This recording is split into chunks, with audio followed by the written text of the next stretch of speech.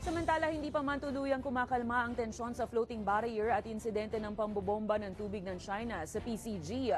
Panibagong panghaharang na naman ang umano'y ginawa nito sa resupply mission ng Pinas sa Ayungin Shoal ngayong araw. May balitang A to Z, si Billy Torres.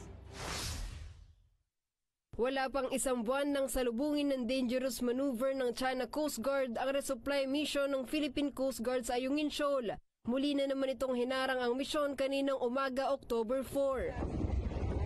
Sa ipinadalang video ng PCG kay Senate President Juan Miguel Zubiri, kitang hinarang ng CCG ang sasakyang pandagat ng bansa.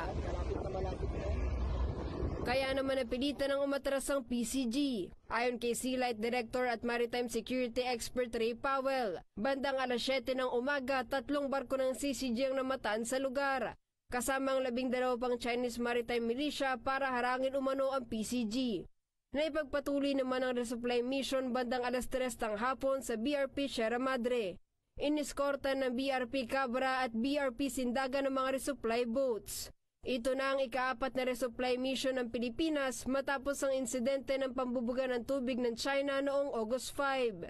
Samantala, inanunsyo ni South Korean Ambassador to the Philippines Lee Sang-hwa na pag-uusapan sa maritime dialogue ang mga isyu ng WPS sa susunod na linggo. Kabilang ang malawakang pagkasira ng coral sa Rizal Reef, water cannon ng China sa Philippine vessels at paglalagay nito ng floating barrier sa Baho de Masinloc.